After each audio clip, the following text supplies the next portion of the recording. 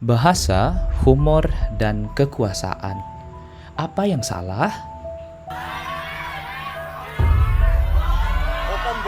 Oh kon borong. Es tehmu cik oke ra?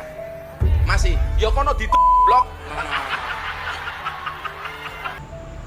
Pernyataan ini bukan hanya sekedar humor, tapi juga menyentuh aspek penting dalam bahasa dan kekuasaan.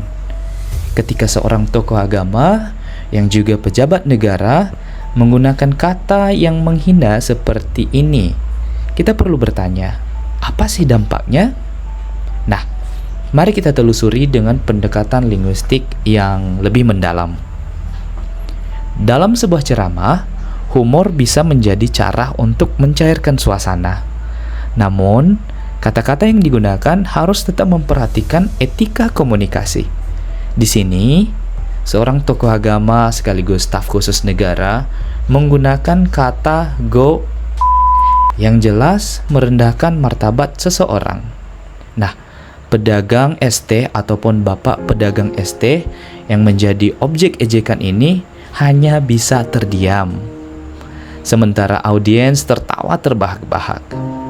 Pertanyaannya, apakah ini sekedar candaan atau justru tindakan yang melanggar norma kesantunan dalam berbahasa?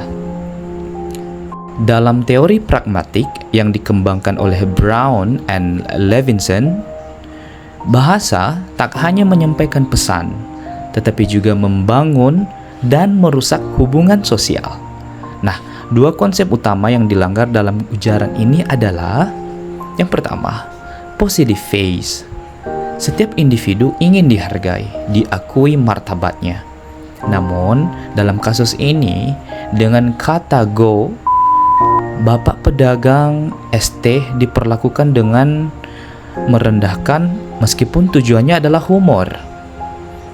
Nah, aspek yang kedua adalah negative phase. Setiap orang berhak untuk tidak merasa terganggu dan dipaksa untuk menerima penghinaan. Nah, ketika kata go diucapkan tanpa ada ruang bagi pedagang atau bapak pedagang ST ini untuk membela diri, maka haknya untuk mempertahankan integritas diri dihancurkan.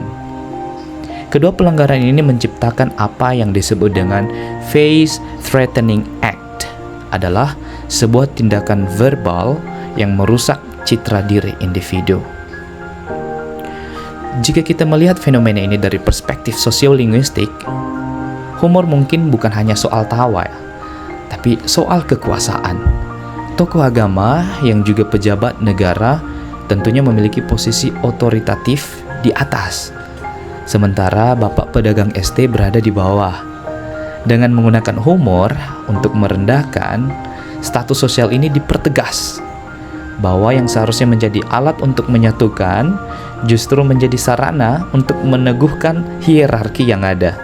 Seperti yang dikatakan oleh Fairclough, bahasa adalah alat kekuasaan dan humor yang merendahkan ini hanya memperlihatkan dominasi kekuasaan.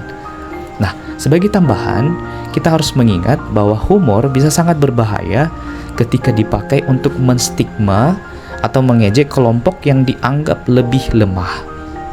Nah, tentunya reaksi publik terhadap kejadian ini menunjukkan bahwa masyarakat mengharapkan teladan dalam penggunaan bahasa, terutama dari seorang tokoh agama dan pejabat negara. Ketika figur yang diharapkan untuk memberikan contoh justru mempermalukan orang lain, ini merusak kepercayaan dan menggugah kritik di sana-sini. Kasus ini mengingatkan kita bahwa bahasa adalah cerminan moral dan etika seseorang. Oleh karena itu, dalam dunia yang semakin terbuka ini, penggunaan bahasa terutama humor harus dilakukan dengan hati-hati. Jangan sampai yang tercipta justru memperburuk ketimpangan sosial. Nah, jadi apa pendapatmu? Yuk diskusikan di kolom komentar. Thank you dan salam linguistik.